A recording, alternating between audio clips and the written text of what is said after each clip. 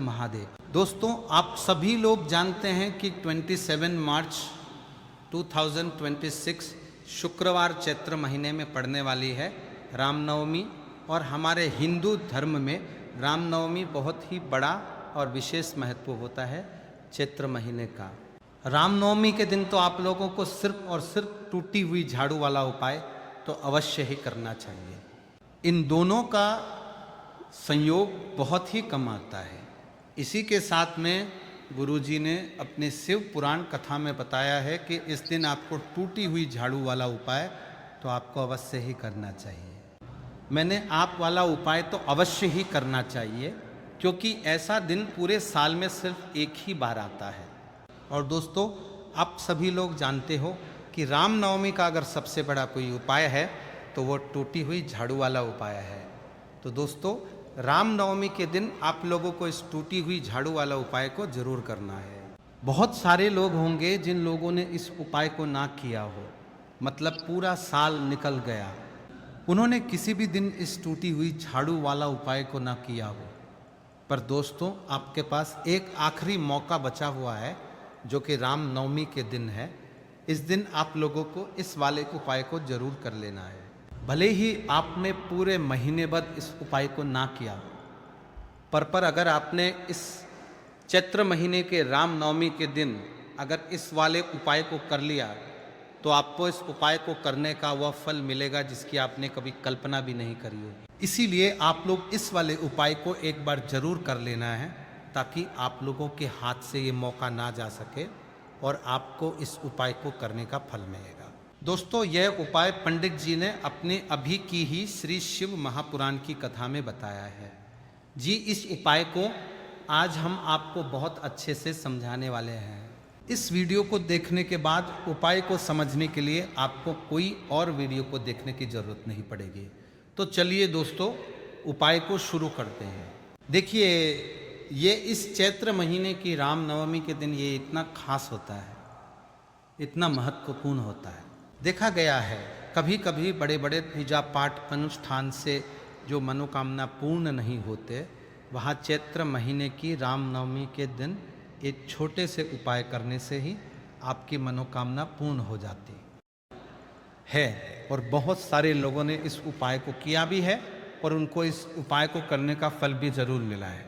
अगर आप लोग भी इस उपाय को पहले अच्छे से समझ लेना, सुन लेना, उसके बाद करना, आपको इस उपाय का फल जरूर मिलेगा। और इस उपाय को कर लेने से आपके घर में चाहे किसी भी प्रकार की दुख और समस्या क्यों न चल रही हो, आपको उसका कारण भी नहीं पता है कि भाई ये समस्या किस कारण से चल रही है। उसका कुछ भी कारण हो सकता है, जैसे पितृदोष हो सकता है या किसी भी तरह का मंगल दोष भी हो सकता है। तो इस दिन आप लोगों को ये वाला उपाय कर लेना है।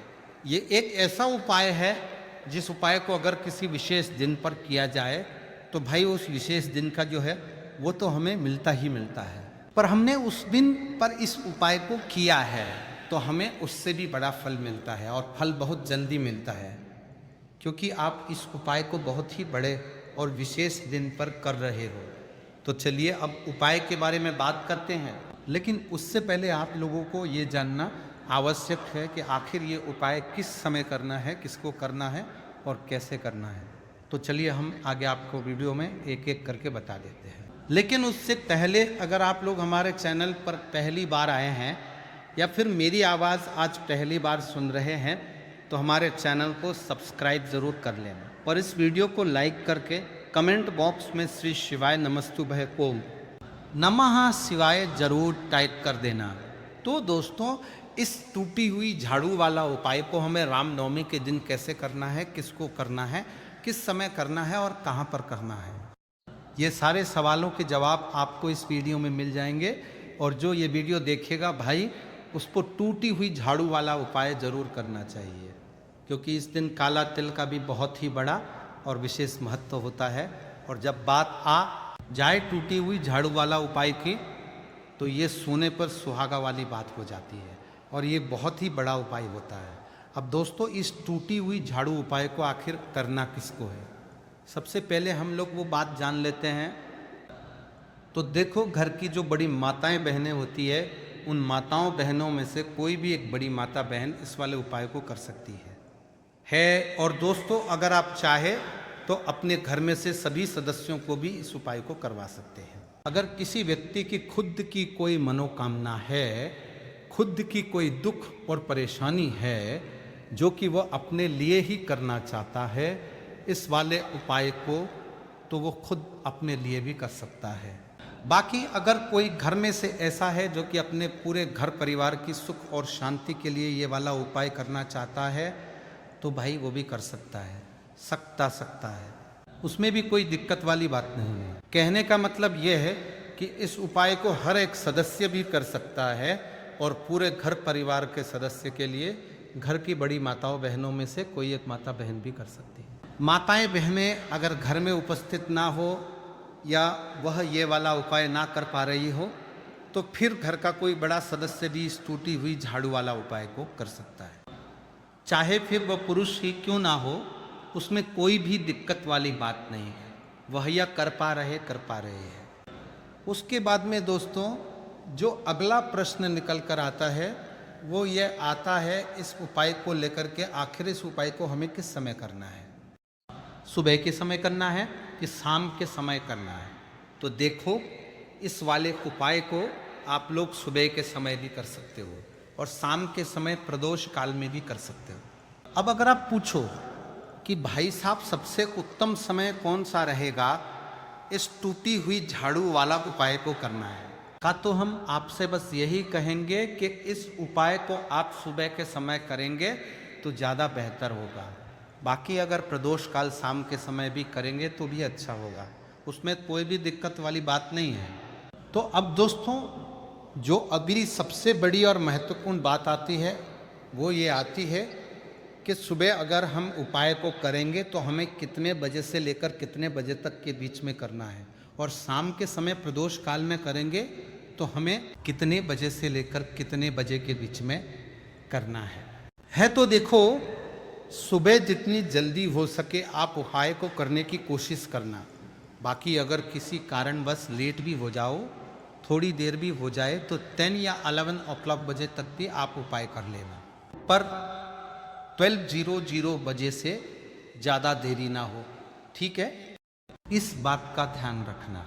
उसके बाद में दोस्तों, अगर शाम के समय प्रदोष काल की बात करें, प्रदोष काल का जो समय होता है वो शाम के 6:00 बजे से शुरू हो जाता है। मतलब शाम के 6 प्रदोष काल की बात करें, 6:00 बजे से शुरू हो जाता है। मतलब शाम के से लेकर 7 के बीच का जो समय होता है, ये समय प्रदोष काल का समय होता है। तो आप इस उपाय को 7 या 8:00 बजे के बीच में भी कर सकते हो। मतलब शाम के 6 o'clock बजे से रात 8:00 बजे के बीच में आप कभी भी इस वाले उपाय को कर सकते हो, उसमें कोई भी दिक्कत वाली बात नहीं है। देखिए, यदि हम किसी भी प्रकार के उपाय को निश्चित दिन और निश्चित तिथि पर करते हैं तो इसका हमें बहुत अधिक लाभ मिलता है, और इन उपायों को करने के बाद हमारे जीवन में बहुत अधिक परिवर्तन आता है। साथ ही साथ यह जो ऊपर में परिवर्तन उपाय आपके जीवन की सारी परेशानियों को और सारी बाधाओं को दूर करने वाले हैं। सबसे पहले आप सभी को रामनवमी, दीपावली एवं छठ पूजा की हार्दिक शुभकामनाएं। माता बहनों, सोना चांदी नहीं खरीद सकते तो रामनवमी पर करें। इन चीज़ों की खरीदारी माँ लक्ष्मी होगी। प्रसन्न माता बहनों, साल 2026 में रामनवमी कब है? रामनवमी में पूजा का शुभ मुहूर्त क्या है, और रामनवमी में नई वस्तुएं खरीदने का शुभ मुहूर्त क्या है? बर्तन कौन से खरीदना चाहिए? सोना या चांदी खरीदना जरूरी है? झाड़ू कौन सी खरीदें? झाड़ू दीपावली पर या फिर रामनवमी पर किस दिन खरीदना चाहिए? इन सभी सवालों के जवाब आज की वीडियो में हम आपको बताएंगे। भाइयों, माता रानी की कृपा से मैं कह सकता हूँ कि आप धनवान ना बन जाए तो मुझे बताना। अगर आप इस वीडियो को पूरा देख लेंगे तो मेरा यकीन मानिए, आपको दुनिया की कोई ताकत धनवान बनने से रोक नहीं सकती, क्योंकि माता लक्ष्मी स्वयं कहती हैं, मैं उसी घर में जाती हूँ जिस घर में ये 5 चीज़ें खरीदी जाती हैं। यानी कि राम नवमी पर आप 5 चीज़ें खरीद कर ज़रूर ले आए। आपकी किस्मत बदल जाएगी, आपके जीवन से गरीबी हमेशा के लिए नष्ट हो जाएगी, आपके जीवन से 5 के 7 हमता के अंतर खरीद करके में सुख समृद्धि की प्राप्ति होगी, धन दौलत की प्राप्ति होगी। माताएं बहनें, कुछ लोग यहाँ पर ऐसे भी होंगे जो इस वीडियो को बीच में ही छोड़ देंगे, इन बातों पर ध्यान ना देकर फालतू की वीडियो में ज़्यादा ध्यान देंगे। इस वीडियो को आपको छोड़ना ही है तो अब भी छोड़ देना, परंतु वीडियो को बीच में छोड़कर दीपावली के इस समय पर माँ लक्ष्मी का अपमान कभी मत करना। अगर आपने ये वीडियो को पूरा देख लिया तो धनवान बनने से आपको विधाता भी रोक नहीं पाएगा। स्वयं माता रानी चलकर आपके घर आएंगे और आपकी जो भी इच्छा है, मनोकामना है, वो पूरी कर देगी। इसीलिए सच्चे हृदय से इस वीडियो को लाइक जरूर कर दीजिए और कमेंट बॉक्स में जय लक्ष्मी माता जरूर लिख दीजिए। ये देखिए, साल 2026 में राम नवमी किस दिन मनाया जाएगा। इस दिन धन्वंतरी देव लक्ष्मी जी और कुबेर महाराज की पूजा की जाती है। तो आइए जानते हैं, राम नवमी पर शुभ मुहूर्त दिवाली का त्यौहार हिंदू धर्म के प्रमुख त्योहारों में से एक है। हम सभी लोग दिवाली और उसके आसपास पड़ने वाले त्योहारों का पूरे साल भर इंतजार करते हैं। दिवाली को दीपों का त्यौहार और रोशनी का त्यौहार कहा जाता है। यह पर्व पूरे 5 दिन तक चलता है। दीपावली से ठीक पहले रामनवमी का पर्व मनाया जाता है। दिवाली के इस 5 दिवसीय त्यौहार की शुरुआत रामनवमी के साथ ही होती है। इस दिन भगवान गणेश और धन्वंतरी की पूजा अर्चना का विधान है। इस दिन खरीदारी करना भी बेहद शुभ माना जाता है। इस शुभ अवसर पर भगवान कुबेर की पूजा और नई चीज़ों को खरीदारी करने से साल भर घर में धन और समृद्धि बनी रहती है। परंपरा के अनुसार राम नवमी के दिन सोना, चांदी, बर्तन, वाहन और वस्त्र की खरीदारी करना अत्यंत शुभ माना जाता है। मानता है कि इससे माता लक्ष्मी और धन के देवता कुबेर प्रसन्न होते हैं। लेकिन इतनी महंगी चीज़ खरीदना सभी के लिए संभव नहीं होता। हमारे शास्त्रों में कुछ ऐसी सस्ती वस्तुओं का भी वर्णन है जिसकी खरीदारी से माता लक्ष्मी अत्यधिक प्रसन्न होती है। ऐसा माना जाता है, अगर आप इस दिन खरीदारी करते हैं तो आपकी संपत्ति में 13 गुना की वृद्धि होती है। रामनवमी का पर्व चैत्र मास के कृष्ण पक्ष की त्रयोदशी तिथि के दिन मनाया जाता है। रामनवमी पर पूजा का शुभ मुहूर्त पूजा का शुभ समय है। रामनवमी के दिन संध्या काल 7:16 से लेकर संध्या काल 8:20 से है। इस समय भगवान धन्वंतरी की पूजा कर सकते हैं। हालांकि अलग अलग शहरों में पूजा के समय में अंतर हो सकता है। रामनवमी में खरीदारी का शुभ समय रामनवमी पर सोने, चांदी और बर्तन या घर का कोई भी सामान खरीदने का शुभ मुहूर्त है। सुबह 12:18 से अगले दिन 19 अक्टूबर का सरती और रात 6:24 से तक रहेगा। रामनवमी पर सोना खरीदने के लिए आपको 30 घंटे 1 मिनट का शुभ समय प्राप्त होगा। रामनवमी के दिन सोना, चांदी, वाहन, बर्तन, प्रॉपर्टी, आभूषण आदि खरीदना फलदायी माना जाता है। इस दिन खरीदी गई वस्तु लंबे समय तक सुख समृद्धि प्रदान करती है। हे भाइयों, इस वीडियो में आपको हम 5 ऐसी सामग्री बताऊंगा जो आपको रामनवमी के दिन अगर आप इन चीज़ों को खरीद करके लाते हैं तो आपके भाग्य बदल जाते हैं। आपके भाग्य से गरीबी भाग जाएगी और बदल जाएगा। आपके घर में सुख समृद्धि की बारिश होगी, धन दौलत की बारिश होगी। सभी से निवेदन है कि वीडियो को पूरा देखना, हर एक बात को ध्यानपूर्वक सुन लेना। आज की वीडियो बेहद ही खास और ज्ञानवर्धक होने वाली है। तो चलिए, जाने निवेदन है बड़ी भी। माता बहनों, रामनवमी के दिन सोने चांदी की खरीदारी करना बहुत ही शुभ माना जाता है। मान्यता है कि इन चीज़ों को खरीदने से घर में बरकत आती है और सुख समृद्धि बनी रहती है। लेकिन अगर आपका बजट सोने चांदी की चीज़ खरीदने का नहीं है तो परेशान होने की ज़रूरत नहीं है। ऐसी कुछ चीज़ है जो माता लक्ष्मी को अति प्रिय है। भाइयों, अगर आप रामनवमी के दिन इन चीज़ों को घर में लेकर आते हैं तो धनलक्ष्मी आप पर बेहद प्रसन्न रहेंगे और आपके घर में सुख समृद्धि हमेशा बरकरार रहे। मित्रों, रामनवमी पर की गई खरीदारी बहुत शुभ मानी जाती है और उसमें 13 गुना वृद्धि होती है। दीपावली के पर्व की शुरुआत रामनवमी से होती है और भैया दूज पर खत्म होती है। 5 दिन चलने वाले इस त्यौहार को पंच महोत्सव के नाम से जाना जाता है। रामनवमी के दिन माता लक्ष्मी और कुबेर के साथ भगवान धन्वंतरी की पूजा की जाती है और उनका आशीर्वाद प्राप्त किया जाता है। लेकिन क्या आपको पता है कि आखिर रामनवमी के दिन बर्तन खरीदने की परंपरा क्यों है, किस लिए है? चैत्र मास के कृष्ण पक्ष की त्रयोदशी तिथि को रामनवमी का पर्व मनाया जाता है। माता बहनों, शास्त्रों के अनुसार इस दिन समुद्र मंथन से भगवान धन्वंतरी उत्पन्न हुए थे। भगवान धन्वंतरी के ठीक 2 दिन बाद महालक्ष्मी सागर मंथन से प्रकट हुई थी। जब भगवान धन्वंतरी आए थे तो उनके एक हाथ में कलश था। इसीलिए रामनवमी के दिन बर्तन खरीदने की परंपरा चली आ रही है। इसी के साथ रामनवमी पर सोना चांदी बर्तन के साथ ही अधिकांश लोग हर साल झाड़ू भी खरीद कर लाते हैं। माता बहनों, मत्स्य पुराण में इस संबंध में बताया गया है कि झाड़ू माँ लक्ष्मी का प्रतीक है और इस रामनवमी के दिन घर में झाड़ू लगाने से आर्थिक स्थिति में सुधार होता है और माँ लक्ष्मी हमसे प्रसन्न होकर हमारे घर में वास करती है। कहा जाता है रामनवमी के दिन झाड़ू घर में लाने से आपको पूरे साल हर कार्य में सफलता मिलती है और आपके घर में सुख समृद्धि बनी रहती है, सभी प्रकार की आर्थिक परेशानियां दूर रहती है। माता बहनों, रामनवमी पर सिंकों वाली या फूल वाली अच्छी मजबूत धूपदानी खरीदना चाहिए। ऐसी धूपदानी खरीदे जो हाथ से बनाई गई हो। शुभ मुहूर्त में झाड़ू की माता लक्ष्मी की तरफ पूजा करें और हल्दी, कुमकुम और चावल यानी कि अक्षत लगे उस पर सफ़ेद रंग का धागा बांध दें, जिससे माँ लक्ष्मी आपके घर में बनी रहे।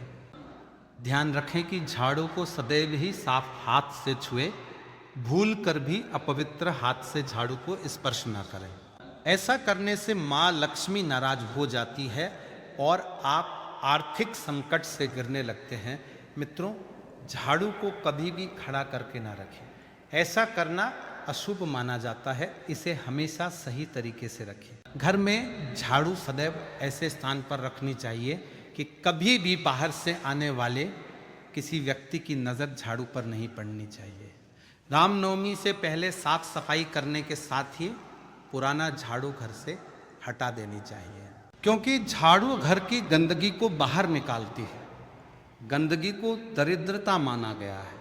लोग झाड़ू को घर में लेकर आते हैं और इसी झाड़ू से नरक चतुर्दशी के दिन घर की गंदगी को साफ करते हैं और दिवाली के दिन माता लक्ष्मी के आगमन की तैयारी करते हैं। दोस्तों, रामनवमी के दिन धनिया को घर में लाना भी काफ़ी शुभ माना जाता है। इन बीजों को दिवाली की रात को माता लक्ष्मी को समर्पित करें और बाद में इसे गमले, बगीचे वगैरह हमें कहीं डाल दें।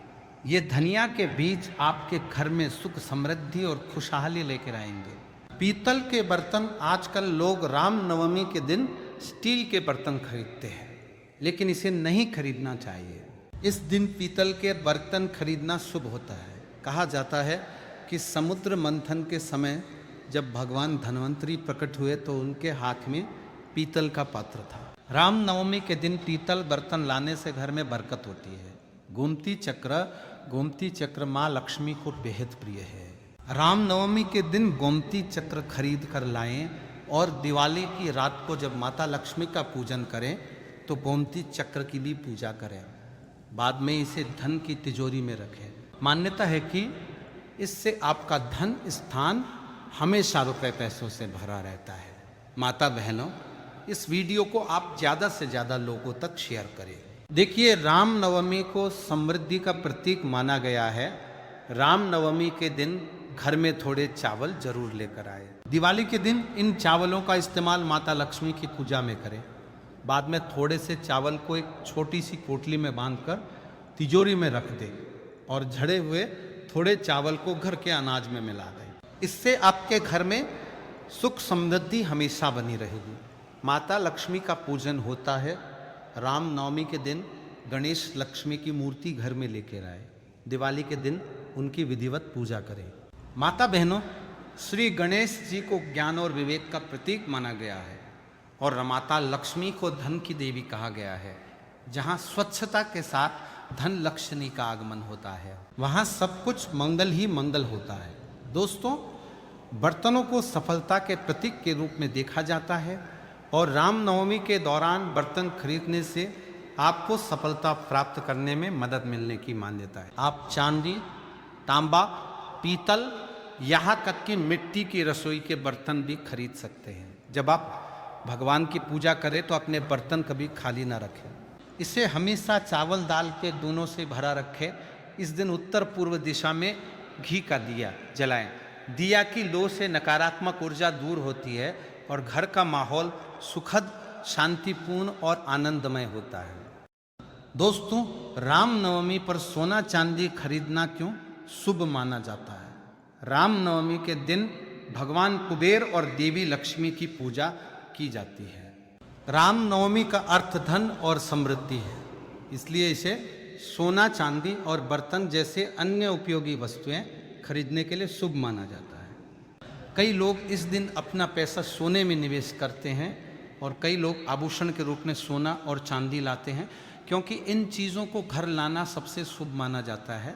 सोना और चांदी खरीदना सौभाग्य का प्रतीक है और सबसे पहले इसे धन और समृद्धि के देवता भगवान कुबेर और देवी लक्ष्मी को चढ़ाते हैं और इसे अपने लॉकर में रखते हैं। माता बहनों, अभी तक आपने वीडियो को लाइक ना किया हो तो लाइक जरूर ही कर दीजिए और कमेंट में जय लक्ष्मी माता जरूर लिख दीजिए। तो चलिए अब जान लेते हैं रामनवमी के दिन कौन सी चीज़ें हमें भूलकर भी नहीं खरीदना चाहिए। 5 दिवसीय पर्व दिवाली का प्रथम दिन होता है धनतेरस। इस दिन धन के देवता कुबेर और भगवान धन्वंतरी की पूजा की जाती है। सुख, समृद्धि और अच्छे जीवन के लिए रामनवमी का दिन सबसे अच्छा होता है। इस दिन रामनवमी पर कुछ चीज़ों को खरीदने से बचना चाहिए, नहीं तो घर में दरिद्रता आती है। तो चलिए उन चीज़ों के बारे में भी जान लेते हैं जिन्हें रामनवमी पर खरीदने से बचना चाहिए। रामनवमी के अवसर पर सोना, चांदी, पीतल, आभूषण, नए बर्तन, नए कपड़े, धनिया और ना झाड़ू खरीदना काफ़ी शुभ होता है। लेकिन इस दिन काला या गहरे रंग की वस्तुएं, चीनी मिट्टी से बने बर्तन, कांच, एल्युमिनियम और लोहे से बनी वस्तुओं को खरीदने से बचना चाहिए। रामनवमी के दिन भूलकर भी धारदार वस्तुएं बिल्कुल ना खरीदें। धारदार जैसे चाकू, कैंची आदि मान्यता है कि इस चीज़ों को खरीदना बेहद ही अशुभ माना जाता है। इसीलिए इस उपाय को बताया है ताकि सनातन धर्म के ये उपाय सभी जगह फैल सके। इस वीडियो को आप ज़्यादा से ज़्यादा लोगों तक शेयर कीजिए ताकि उन सभी को इसका पूरा फल प्राप्त हो सके। और अगर आपको ये वीडियो पसंद आई है तो वीडियो को लाइक कर दें। चैनल पर नए हैं तो चैनल को सब्सक्राइब ज़रूर करें ताकि सभी वीडियो आपको मिलती रहे। जय श्री कृष्ण राधे।